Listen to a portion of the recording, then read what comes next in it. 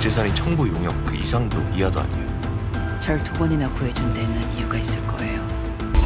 몇 번이나 목숨 구해줬다 해도 나 백산호 씨 끝까지 믿지 않아요. 현장은 며칠 동안 봉쇄된 채 여전히 화약 냄새와 불에 그을린 잔해가 남아 있었습니다. 그러나 그 아수라장 속에서 서문주 대사가 살아 돌아왔다는 사실은 사람들의 입에 가장 많이 오르내렸습니다. 시민들은 그녀를 죽음을 이겨낸 정치적 희망으로 추켜 세웠습니다. 동시에 미국의 의도적인 꼭두각시가 아니냐라는 음모론도 번져나갔습니다. 기자회견장은 혼란스러웠습니다. 수십 개의 카메라와 마이크가 그녀의 앞에 밀려들었고 질문은 거침없이 쏟아졌습니다. 폭발 직전 어디에 계셨습니까? 혹시 누군가의 경고를 받으신 건 아닙니까? 서문주는 흔들림 없는 눈빛으로 단호하게 말했습니다. 아직 제가 해야 할 일이 남았다고 생각합니다. 그 목소리는 울림처럼 번져나갔습니다. 어떤 이는 눈시울을 붉혔고 또 다른 이는 비웃으며 속삭였습니다. 이렇게 문주의 한마디는 동시에 감동과 의혹, 두 가지 불씨를 모두 키워냈습니다. 며칠 뒤 문주는 은밀한 자리에서 백산호와 다시 마주했습니다. 서울 외곽의 허름한 카페였는데 일반인들에게는 눈에 띄지 않는 장소였습니다. 산호는 무표정하게 앉아 담배를 태우고 있었습니다. 그는 경호원 계약서를 받아들고도 말없이 책상 위에 던져두었습니다. 문주가 입을 열었습니다. 당신을 정식으로 고용하겠습니다. 단순한 보디가드가 아니라 제 곁에서 앞으로의 길을 함께 갈 파트너로요. 산호는 차가운 미소를 지으며 대답했습니다. 난 용병일 뿐입니다. 의뢰가 끝나면 떠나는 게 원칙이죠. 그러나 문주는 굴하지 않고 말했습니다. 내 곁에서 살아남게 할 수 있는 건 당신뿐입니다. 그 단호함에 산호는 결국 펜을 들어 서명했습니다. 그날 밤 두 사람은 호텔방 안에서 긴밀하게 전략을 논의했습니다. 테이블 위에는 지도와 사건 기록, 여러 장의 사진이 흩어져 있었습니다. 문주가 납치 가능성과 테러 가능성을 하나하나 짚어나가자 산호는 고개를 끄덕이며 동선은 최소화해야 합니다. 그러나 언론 앞에선 도망치는 모습으로 비춰져선 안 됩니다. 위험을 감수하되 통제해야 하죠. 라고 차갑게 조언했습니다. 둘의 대화는 마치 전쟁 회의처럼 팽팽했습니다. 매 순간 눈빛이 마주칠 때마다 묘한 긴장감이 감돌았고 이때부터 두 사람은 단순한 고용 관계 이상의 신뢰를 조금씩 쌓기 시작했습니다. 한편 시어머니인 이목선은 아서매운 본사 고층 회의실에서 참모들과 회의를 열었습니다. TV 화면에는 서문주가 눈물 어린 표정으로 인터뷰하는 장면이 나오고 있었습니다. 이목선은 리모컨을 꺼버리며 냉정하게 말했습니다. 사람들은 감동을 원해. 슬픔과 부활, 희망의 이야기가 필요하지. 며느리든 누구든 그 이야기를 우리 집안의 자산으로 만들어야 해. 그녀는 문주의 의지와는 상관없이 여론을 철저히 기획하고 있었습니다. 그러자 한 측근이 조심스럽게 말했습니다. 하지만 회장님, 장준상 검사 쪽에서 움직임이 심상치 않습니다. 이목선의 입가에 엷은 미소가 번졌습니다. 그래, 그 아이는 형의 죽음을 발판 삼으려 하겠지. 이용할 수 있으면 이용하는 거야. 실제로 장준상은 언론의 보도와 달리 해외로 떠난 적이 없었습니다. 그는 강남의 허름한 모텔에서 휴대폰을 만지작거리며 혼잣말을 했습니다. 형의 죽음은 모두가 애도하지만 내게는 기회다. 그 빈자리를 채울 사람은 바로 나야. 그의 눈빛은 야망으로 가득 차 있었고 조용히 무언가를 준비하는 듯했습니다. 한편 미국 국무부 차관보 앤더슨 밀러가 비밀리에 한국에 들어왔습니다. 그와 동시에 정체불명의 요원들이 서울 곳곳에서 활동하기 시작했습니다. 골목길에서는 뒤를 밟는 그림자가 목격되었고 호텔 로비에서는 의문의 외국인이 수상하게 움직였습니다. 산호는 이들이 자신이 버려졌던 발키리의 잔당임을 직감했습니다. 국정원장 유은학은 서문주를 비밀리에 불러내 충격적인 제안을 건넸습니다. 회의실 불빛 아래에서 그는 서류 하나를 탁자 위에 밀어놓으며 말했습니다. 대통령 후보로 나서는 순간 당신은 미국과 북한 그리고 국내의 반대 세력 모두에게 제거 대상이 됩니다. 살아남으려면 진실을 덮고 이 게임의 규칙을 따라야 합니다. 그의 목소리는 담담했지만 내면의 압박이 고스란히 전해졌습니다. 그러나 서문주는 흔들리지 않고 대답했습니다. 저는 정의보다 진실을 믿습니다. 숨는 순간 우리가 싸우는 이유가 사라집니다. 이 말에 유은학은 미간을 찌푸리며 의자에 깊게 몸을 묻었고 방 안 공기는 서늘하게 얼어붙었습니다. 한편 이 대화를 들은 백산호는 그 자리에서 말을 아꼈습니다. 그러나 회의가 끝난 후 문주와 단둘이 남았을 때 그는 냉정하게 입을 열었습니다. 진실은 사람을 구하지 못합니다. 오히려 적을 불러 모으지요. 그가 던진 이 말은 과거의 기억에서 비롯된 것이었습니다. 용병 집단, 발키리에 속했을 당시 그는 상관의 명령을 거부하고 민간인 학살 사건의 진실을 세상에 알리려 했지만 그 결과 동료를 잃고 자신도 조직에서 버림받았습니다. 산호의 눈빛에는 그때의 상처가 여전히 선명히 남아 있었습니다. 그러나 문주는 굴하지 않았습니다. 그녀는 단호한 어조로 대답했습니다. 적이 많다는 건 내가 옳다는 증거입니다. 저는 끝까지 갈 겁니다. 두 사람은 신념의 차이로 충돌했지만 동시에 서로를 향한 신뢰의 씨앗을 조금씩 키워나가고 있었습니다. 그 사이 청와대 경호실장 박창희는 문주의 안전을 위해 경호 인력을 보강하려 했으나 국정원 내부 반대에 막혀 뜻을 이루지 못했습니다. 이 과정에서 일부 경호원이 의문의 교통사고로 크게 다쳤고 사고 차량은 도주했습니다. 언론은 단순한 사고로 보도했지만 문주의 측근들은 이 사건이 단순하지 않다는 것을 직감했습니다. 여미지 보좌관은 밤늦게까지 사건 경위를 추적하며 자료를 모았고 장준상 검사는 자신만의 경로로 수사를 시작했습니다. 그는 형의 죽음을 이용해 정치적 입지를 다지려는 동시에 며느리인 문주를 압박하려는 의도도 숨기지 않았습니다. 그러던 중 문주는 광화문 광장에서의 연설을 마치고 호텔로 돌아가던 길에 또다시 차량 폭탄 테러를 당하게 됩니다. 도심 한복판에서 폭발이 일어나자 시민들은 패닉에 빠졌고 경찰과 소방 인력이 신속히 투입되었습니다. 차량은 순식간에 불길에 휩싸였지만 산호의 기민한 대처 덕분에 문주는 간신히 목숨을 건졌습니다. 산호는 폭발 직전 미세한 이상음을 감지하고 차량을 급히 돌렸으며 그 순간 폭발 충격을 몸으로 막아냈습니다. 팔에 깊은 상처를 입었음에도 그는 끝까지 문주를 보호했습니다. 혼란 속에서 기자들은 현장으로 몰려들어 문주에게 마이크를 들이밀었습니다. 그녀는 얼굴에 묻은 연기를 닦아내며 분노에 찬 목소리로 말했습니다. 이제는 나 혼자만의 싸움이 아닙니다. 우리 모두가 타깃이 된 겁니다. 그 순간 그녀의 눈빛은 어느 때보다 단단하게 빛났습니다. 시민들은 그 모습에서 두려움보다 희망을 느꼈고 동시에 그녀의 존재가 거대한 음모의 중심에 있음을 직감했습니다. 그러나 사건은 거기서 끝나지 않았습니다. 테러의 배후를 쫓던 산호는 한 골목에서 낯익은 문신을 한 남자를 발견했습니다. 그것은 발키리가 쓰던 상징이었습니다. 남자는 곧바로 사라졌지만 산호는 확신했습니다. 과거의 망령이 완전히 돌아온 것입니다. 이 사실을 알리기 전 그는 먼저 홀로 진실을 확인하기로 결심했습니다. 문주는 그런 산호의 변화를 눈치챘지만 끝내 묻지 않았습니다.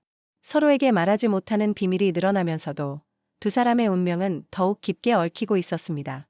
결국 문주는 다시 한번 선언했습니다. 숨는다고 해서 살아남을 수는 없습니다.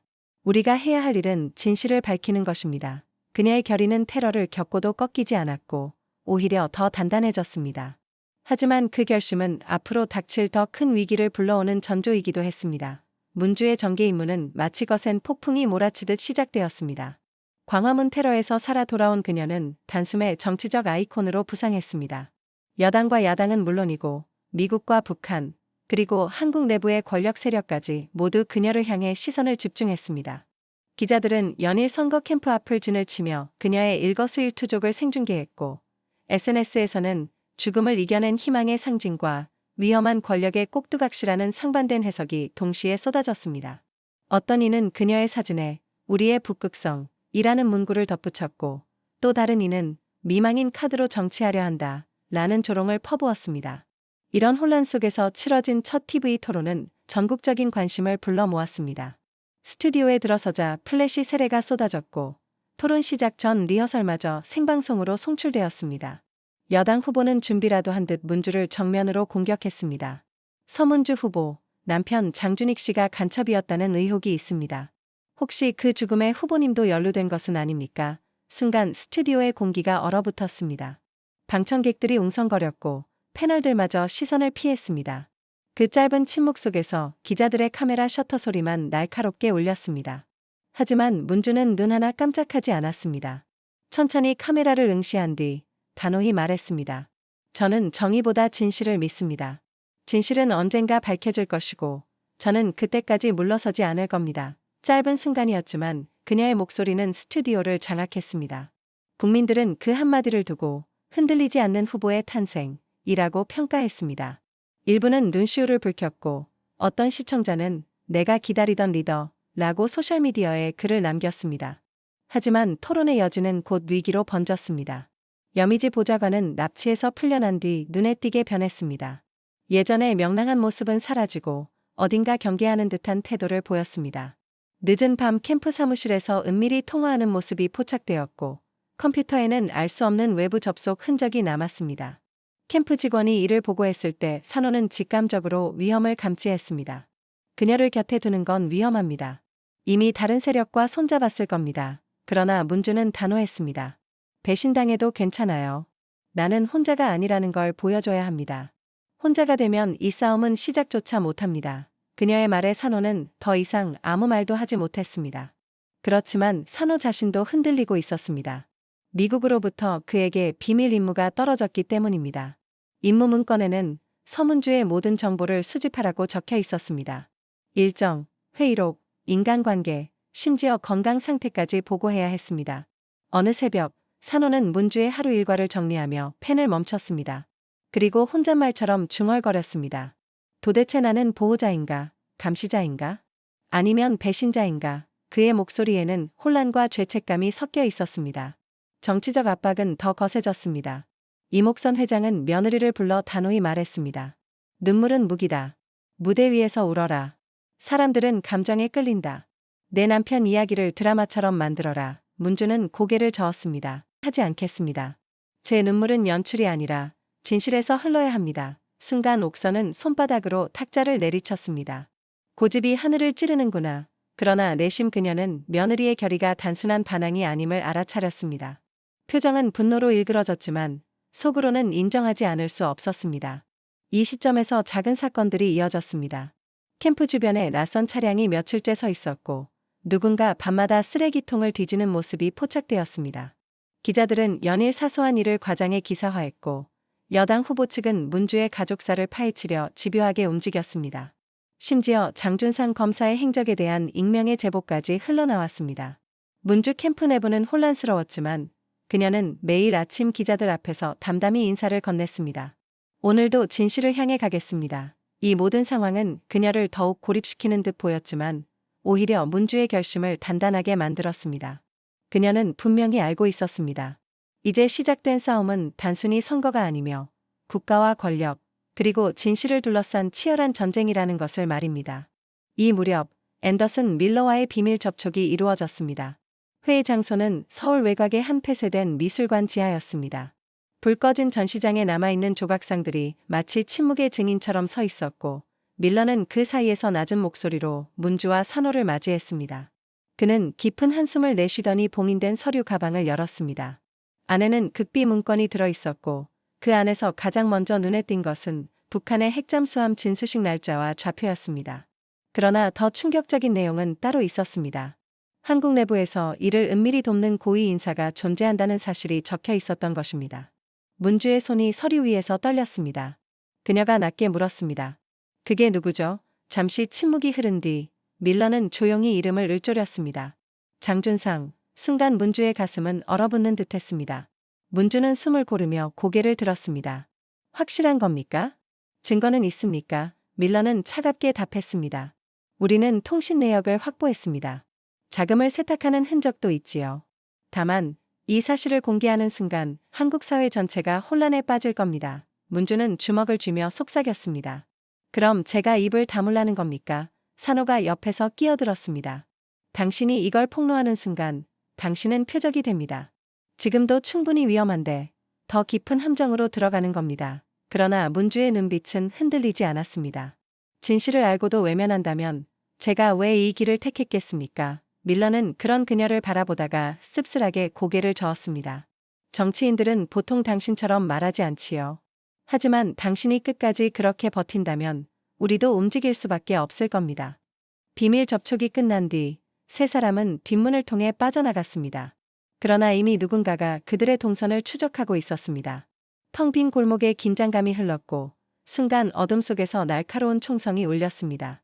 탕! 귀를 찢는 소리와 함께 불꽃이 번쩍였고 산호는 반사적으로 몸을 던져 문주를 감싸 안았습니다. 대신 그의 어깨에 총탄이 파고들었습니다. 피가 옷을 적시며 흘러내렸고 그는 충격으로 비틀거리다 무릎을 꿇었습니다. 문주는 절규했습니다. 산호, 그녀가 그의 몸을 부여잡는 순간 또 다른 총성이 연달아 터졌습니다. 산호는 이를 악물고 문주의 몸을 밀어 벽 뒤로 숨겼습니다. 움직이지 마십시오. 그의 목소리는 떨렸지만 여전히 단호했습니다. 문주는 눈앞에서 피를 흘리는 그를 바라보며 두려움과 분노가 동시에 치밀어 올랐습니다. 그녀가 눈물을 삼키며 물었습니다. 당신이 왜? 산호는 마지막 힘을 짜내듯 속삭였습니다. 진실은 대가를 치러야 합니다. 하지만 그 대가가 헛되지 않게 하십시오. 그의 시선은 흔들리지 않았고 고통 속에서도 확고했습니다. 문주는 그의 어깨를 붙잡으며 말했습니다. 당신을 잃게 된다면 그 어떤 진실도 의미가 없습니다. 산호는 옅은 미소를 지으며 고개를 저었습니다. 아닙니다. 바로 그 마음 때문에 당신이 가야 합니다. 저는 지켜야 했을 뿐입니다. 곧이어 골목 끝에서 사이렌 소리와 군중의 소란이 들려왔습니다. 누군가가 총격을 벌이고 빠져나갔지만 추적은 쉽지 않아 보였습니다. 문주의 귀에는 그 모든 소음이 희미하게만 들렸습니다. 그녀의 전부는 지금 눈앞에서 피 흘리며 쓰러져 있는 산호뿐이었습니다. 그의 뜨거운 피가 그녀의 손바닥을 적셨고 그 순간 문주는 깨달았습니다. 이제 그녀의 싸움은 더 이상 혼자가 아니었습니다. 그녀 곁에는 목숨을 걸고 함께하는 이가 있었고 그와 함께라면 어떤 음모와 위협도 맞설 수 있음을 믿게 되었습니다. 그러나 동시에 그녀를 둘러싼 적들은 이미 총구를 겨누고 있었습니다. 진실을 향한 그녀의 길은 이제부터가 진짜 시작이었습니다.